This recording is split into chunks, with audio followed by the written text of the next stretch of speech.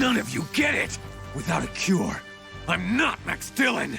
I'm... What'd you call me? Lightning Butt? No, not that! Electro. Yeah. I'm Electro!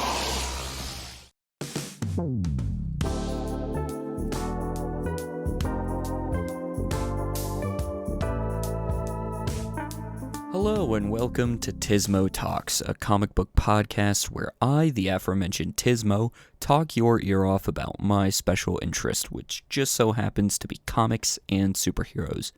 I, of course, am your host, Brady, and I hope you're having a wonderful day.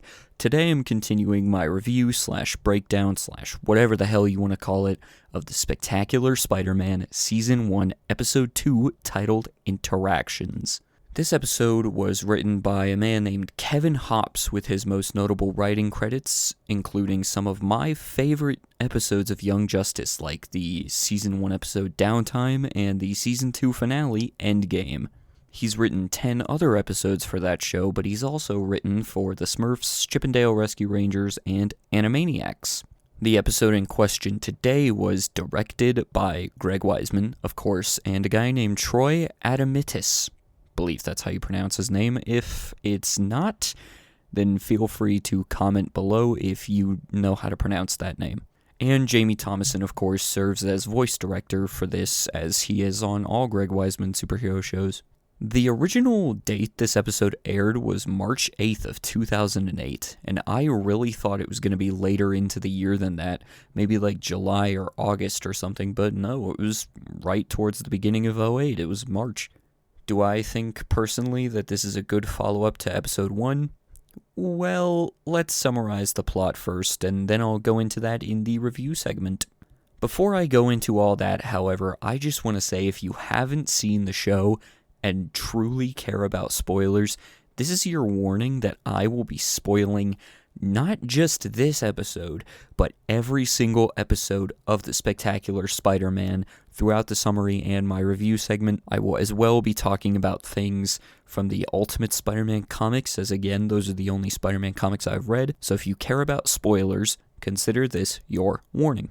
Our episode begins back at Curt Connor's lab at ESU, this time at night. Peter Parker, Gwen Stacy, and Eddie Brock look at a tank full of genetically altered electric raisin eels. That's what they say in the episode. As Curt Connors comes seemingly out of nowhere to explain how everything in nature is connected, and that as scientists, their job is to expand upon that connection. That was kind of a tongue twister to say that many C's in a row. Eddie then proceeds to tell Peter and Gwen that these eels are being used for an experiment, and Curt explains what that experiment is by saying the goal is to harness bioelectricity in the eels and create an alternative energy source. I don't know how you're going to do that with a fucking eel. Curt then uses a hook thingy to take an eel out of the tank. The eels are in a tank because it increases their bioelectric signatures. I took a funny note here. It just says, this dialogue is way too smart for me to understand. Lamau. That's... Yeah, they're going on about something, and it was just a bunch of science words that I don't understand. Curt then introduces everyone to an engineer at the lab named Max Dillon. He's been forced to upgrade the lab's bioelectric filters because of this tank. Crispin Freeman, also known as the voice of Red Arrow on Young Justice, is providing the voice of Max Dillon / Electro here. And I'll talk about him in the voice acting segment a little more, but for right now I'm just going to say he is a great fucking actor in this episode. Martha Connors then leaves since she has to put their son Billy to bed. Curt thinks that's a great idea and sends Peter and Gwen home as well. I thought this was really funny. Peter's ringtone is the Itsy Bitsy Spider, and in my notes it just says, laugh my fucking ass off, Peter's ringtone is Itsy Bitsy Spider, I'm crying. The ringing phone means it's his Aunt May early warning system going off. It's 10 o'clock and Peter's not home yet. That's one thing I love about this show. It's not episodic. It's a serialized show, so things that are brought up in the earlier episodes come back. Some of them come back in like episode 6 or 7. Like, it's really fucking cool what they do here. Back at the lab, Curt analyzes a totally not suspicious green formula that we saw in the last episode. seeing that the cells are growing, almost like they're regenerating. We're totally not gonna see the results of that in the next fucking episode. That's gonna be fun. And while he's doing this, the camera focuses on a lizard in a cage, because they're not exactly being subtle about what's gonna happen to Kurt on the next episode. Kurt, Max, and Eddie continue their work as Max puts a drill on top of a, I don't know what the fuck this thing is. It's like a computer console thingy with a bunch of metal shit inside of it, like metal panels that you can pull out. I don't fucking know what that thing is, so if anybody knows, leave it in the comments. One of the metal panels Max is trying to pull out gets stuck, so naturally, being a dude, he just gets pissed off and yanks on the fucker. In doing this, he ends up shaking the entire machine, which causes the drill to fall onto the computer part, and this kind of makes the computer thingy spew a little bit of electricity. Max tries to reach for the drill, but it's covered in electricity, so when he does, he's violently electrocuted and goes flying into the tank of eels. It breaks and water spills out.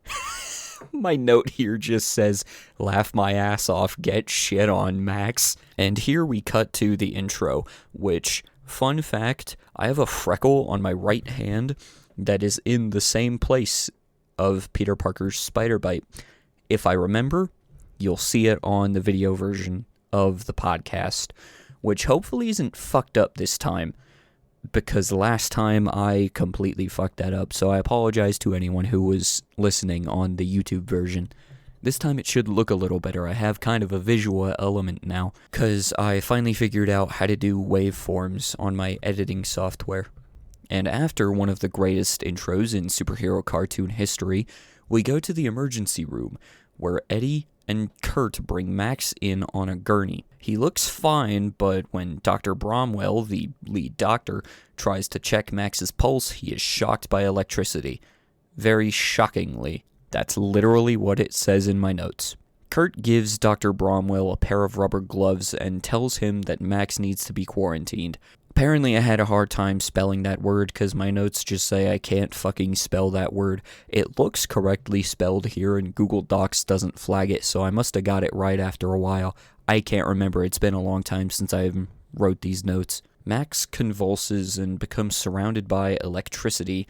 Eddie watches as Kurt follows the doctors into the isolation ward where they're taking Max for further study. We then cut to an outdoor subway line in New York City, where Spider-Man lands on it in literally the exact same way that he does in Spider-Man 2. It's a cool nod. Peter's late for school, and could be in trouble here, so he says fuck the train and shoots a web onto a passing helicopter. Because plot convenience. He uses the helicopter to swing and get to a building just across the street from his school, right as the bell rings. You know, just once I'd like to be early for school. In Mr. Warren's class, Flash Thompson says something about Spider-Man in action. This makes Peter Parker freak out because he thinks Eugene Flash Thompson, of all people, found out he was Spider-Man. I would be pretty embarrassed here too, Pete. If Flash fucking Thompson found out you're Spider-Man, you're doing something wrong. The students are all handed back graded papers, presumably from a test that they took off-screen. We see everybody's grades. Flash gets a C-. Peter freaks the fuck out, so I'm gonna only assume that he got an A+, because why would he get anything else? And Liz Allen, Flash's girlfriend and one of the head cheerleaders, gets a D-. She doesn't seem very happy about that. I don't feel your pain, Liz. That's about what I got in high school. Man, my parents would love me if I got grades like Peter in school. I was getting Liz and Flash type of grades in high school. Flash noticed Peter's aforementioned freaking the fuck out and gets jealous. So what does Flash do? He tries to throw a football at that motherfucker. But Peter's spider sense kicks in and alerts him that a ball's about to be thrown his way. So he pretends to drop his paper and he avoids the ball entirely. The football ends up getting thrown at the teacher, and he gets pretty pissed off about that, which I could understand, having a football be thrown at me more than once. It doesn't feel very good. I fucked up my finger once because me and my sister were playing football and she threw the damn thing at my finger and it fucked up my pinky for a couple weeks. It wasn't broken, it just kind of hurt for a couple weeks.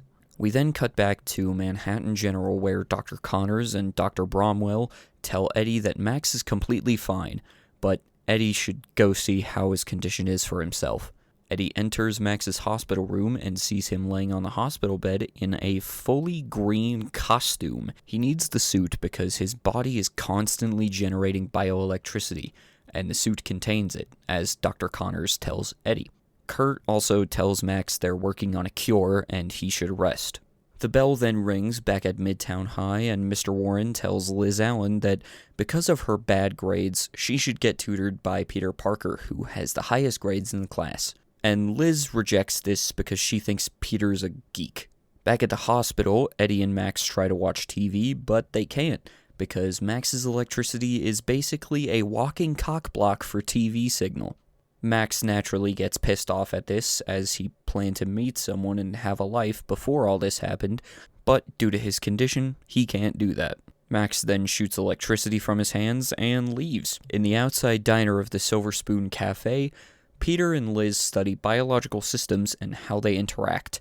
Liz obviously thinks that this is boring, which is a scientific fact, and Peter tells her to stop texting Flash since she's not learning anything. So Liz calls him instead. This is basically her way of telling Peter to fuck off. Max then walks by taking a page out of Raphael's book, and he enters the Silver Spoon, where he scares the ever-loving shit out of a small child. He orders a coffee and tries to drink it, but can't. So he gets pissed off again and winds up messing with all the electricity in the building, which causes him to run away, right past Peter and Liz. Uh-oh. Thug alert. And just when I was having so much fun being ignored. Peter leaves Liz pretending like he's annoyed by her unwillingness to learn, and this stuns Liz. Peter changes into Spider-Man like a badass. Seriously, that sequence is fucking cool, and he goes to confront Max while taking pictures of himself. He sets up his camera and attaches it to a big-ass web that hangs from a light post. Spider-Man puts Max on this web and wants a good picture of his face, so he takes the mask off, revealing a face made entirely of yellow, pointy electricity. After getting off the web, Max charges up and starts coming after Spider-Man, asking why Spider-Man attacked him. Spider-Man claims he didn't really attack Max, and he finally gives Max a name: Electro. Spider-Man tries to throw a TV at Max, but it's unsuccessful. This just pisses Max off more as he electrocutes Spider-Man, throwing him into a car. The fight continues with Spider-Man swinging away to perch on a nearby sign before getting a phone call from Aunt May. It's again bringing up the curfew from the end of last episode. Peter says he's still tutoring and he'll be home soon. May's worried because it's gonna rain and Peter doesn't have an umbrella, but he doubts that it'd help. All this happens while Electro continues to try and blast the shit out of Spider-Man. Electro eventually sees his mask and gloves lying on the ground, so he leaves as Spider-Man hangs up on Aunt May and tries to join the fight again. However, he notices that Electro is gone. Peter wishes he could get better photos, but as he sulks to himself about his shitty photography, Gwen approaches him and tells him that she heard from Eddie Brock there was an accident at the lab. We can only assume that off-screen she tells Peter that Max is Electro, because the following scene is Peter walking through the hallway thinking about how he feels bad for attacking Max. All he wanted was help. As he's thinking about this, he approaches Liz and invites her to the ESU lab if she would still like help, since he feels bad about leaving her, even though she kinda deserved it. At the aforementioned lab, the gang are all there and looking at the eel tank. They're thinking about ways to cure Max, and Gwen suggests putting him in a tank. Dr. Connors explains that won't work since Max isn't an eel for one, and putting him in water is dangerous. They don't really get into how. Eddie just kinda says that putting him in water isn't a good idea and it's dangerous. Liz enters calling for Petey, and the camera pans up to show Liz, and Eddie is confused by Liz's choice of nickname for Peter. That scene was hilarious. Max then tries to enter his apartment, but is stopped by Dr. Bromwell and the fucking cops, who say they need to take him back to the hospital. But Max just wants to go home. The cop threatens him with going to the hospital or jail. It's his call. This makes Max freak the fuck out and send a wave of electricity that knocks down the doctor and the 2 cops. Dr. Bromwell says he can try to help Max, but he really can't. Max knows who can, though. That's not fucking good. We cut back to the ESU lab, where all the younger people, being Peter, Eddie, Liz, and Gwen, are left alone in the lab since Kurt has to go check some results in his office. Probably on the lizard formula, because what the hell else would he be checking results on? Liz stands next to Eddie and she starts to initiate conversation with him. She asks if he's quarterbacking for ESU, and Eddie says he's strictly a nerd now. Peter is a god amongst men and uses this opportunity to rizz up Liz, telling her she's smart and can understand stuff if she looks at it properly. Peter totally just fucking jacks Kurt's speech from the beginning, but adds that as people they should also expand and build upon their connections, just like how they do as scientists. Liz seems to be interested in more than just the science here, if you know what I'm talking about.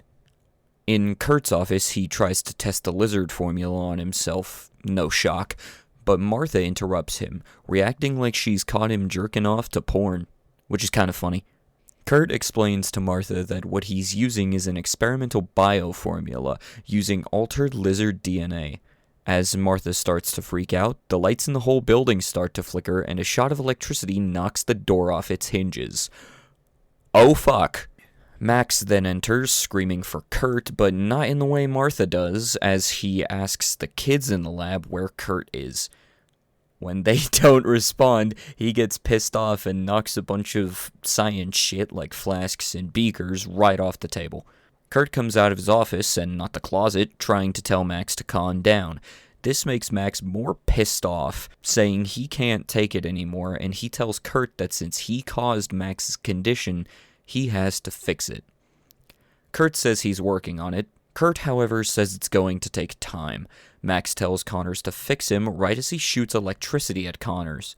Max's hand continues to surge with electricity as he moves closer to Kurt, saying he knows the doc can fix him. Peter thinks about blowing his cover as Spider-Man and saving Kurt, but before he can even make a move, Eddie says that he'll distract Max so Peter can leave with the girls and get them to safety. Based Eddie Brock. And see, this series as well does a very good job at making you like Eddie Brock before they make him a complete fucking douchebag. So enjoy Nice Guy Eddie while he lasts, because this dude's about to be a bigger douchebag than Flash Thompson, if you could even believe that.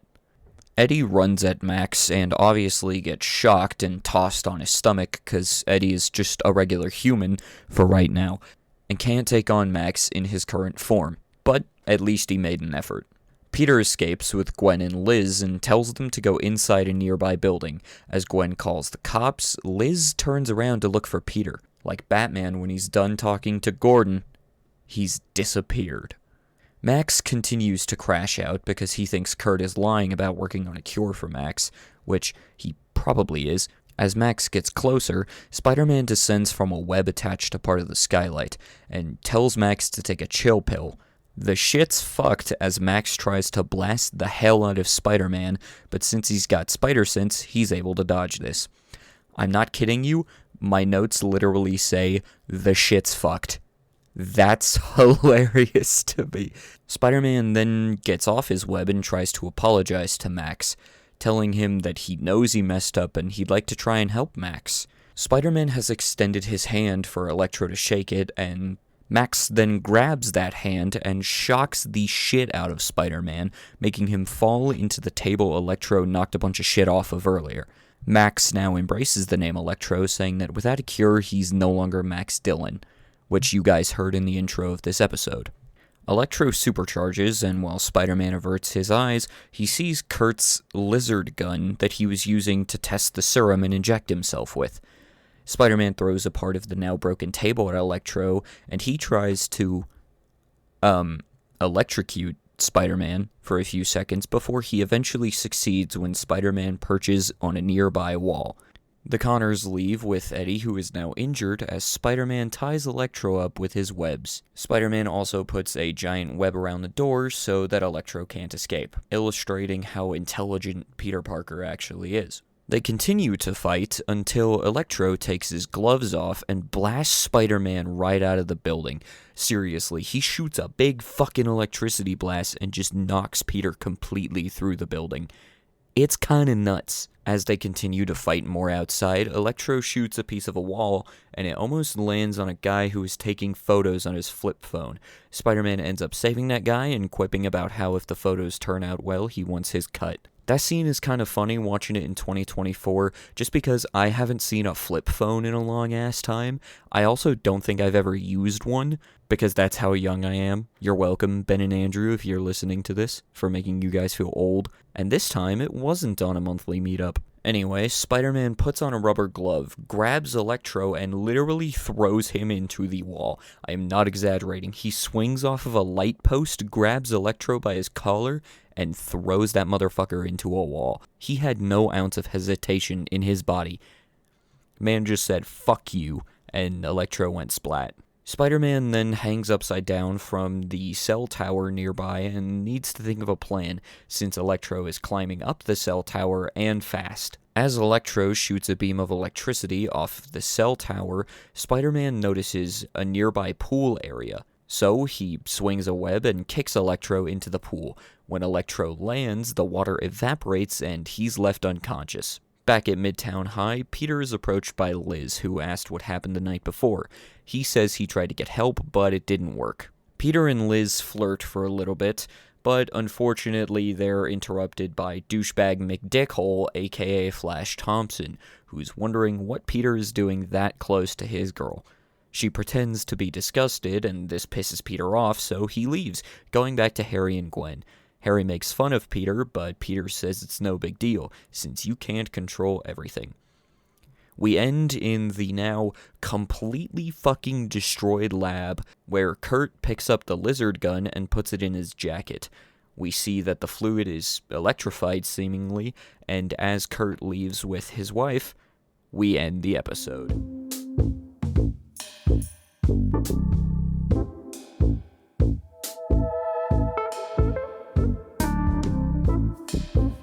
So instead of just randomly sprinkling the plug section throughout the episode, I'm actually going to put it right in between the synopsis and breakdown and the review section. For those that didn't listen to the first episode, this is going to be the section where I talk about a video game I played recently, a movie I watched recently, a comic book I read, or a podcast I listened to, and in the case of today's plug, it is a podcast I've been listening to for the last 4 years. The name of the podcast is Superhero Stuff You Should Know. It's hosted by guys named Ben and Andrew.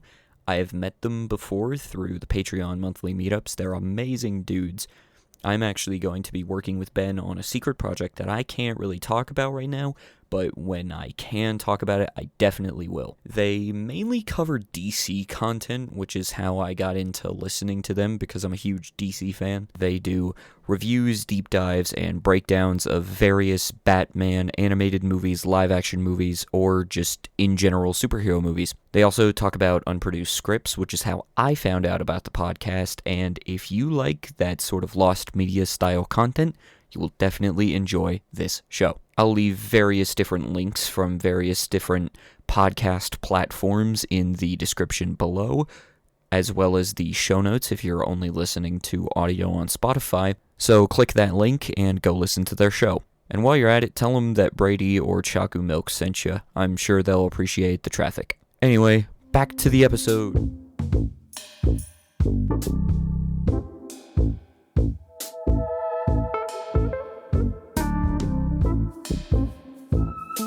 As normal, the writing and voice acting for this episode were fucking on point.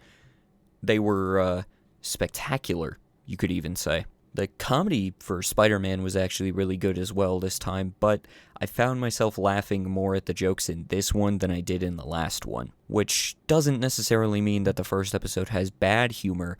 It just means that I found myself laughing more at this one. Crispin Freeman does a really good job as Electro here, and I like how if you listen closely enough, you can hear an affectation on his voice.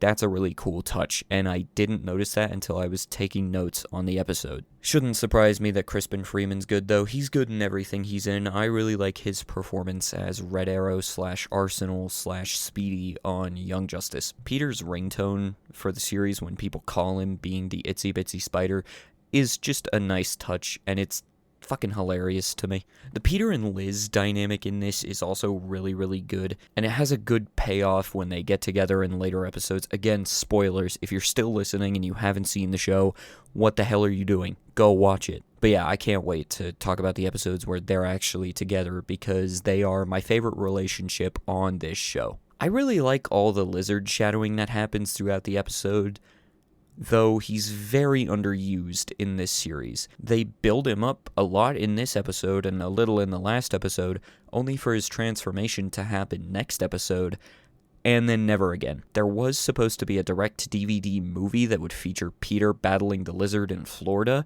which they kinda tease at the very end of the show, but since that and the third season were cancelled because Disney are fuckers and they just had to have the TV rights for Spider-Man, this is all we have from the show, for now. I think they should have saved Lizard for later episodes, maybe push it back a couple episodes so we can get more time with Kurt before he disappears for like 7 fucking episodes. But when they do Lizard him, it's not a bad episode, so I'm not gonna complain. At least I don't remember it being a bad episode. I haven't seen it in a few months, so it could have been the worst fucking episode of the whole show, but from what I remember, it wasn't that bad. I like what they do with the sky at the end of the episodes, making it slowly fade to the Spider-Man face. That's a really cool touch, and it works really well in later episodes, especially like the Black Suit Saga.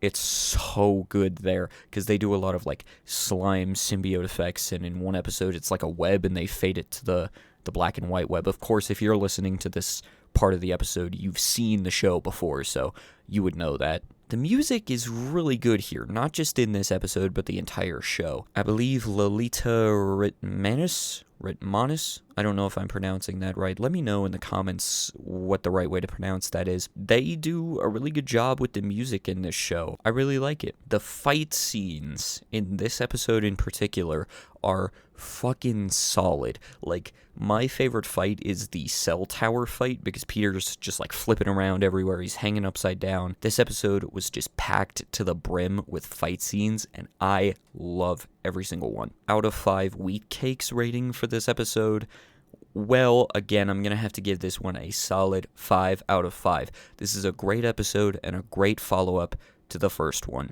And it makes me really excited for episode 3. Like I said, it's been like 6 months since I've watched it, so I'm excited to rewatch the Lizard episode, and maybe I'll even go through some of the comics and try to find more Easter eggs about it. And that's going to be it for this episode of Tismo Talks, a comic book podcast. If you would like other ways to listen to the show, we are on Spotify and YouTube.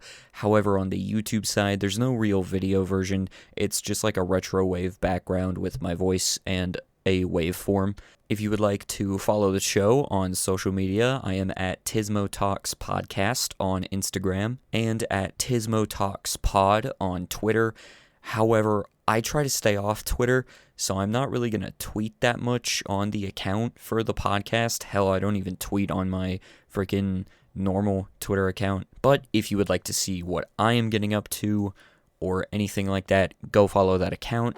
You can also follow the Chaku Milk account on Instagram. That is CHOCCOOMILKK with underscores in front of it. You can also subscribe to the same channel on YouTube to catch the quote-unquote video version of the podcast. If you'd like me to voice act in something for you, completely free, by the way, you don't need to worry about me asking you for money. Or if you just want to say hi, or maybe send me over an unproduced script that nobody's ever seen before, or, you know, just send me something cool, whether that be like fan art or whatever, you can hit my email at tismotalkspodcast@gmail.com. I don't have notifications turned on for Gmail on my phone, so if I take a long time to respond, I apologize, but it should not be more than like a couple days max. I want to thank you for listening, and I hope you have a good rest of your day, evening, morning, afternoon, night, whatever that may be, and I hope to see you next time.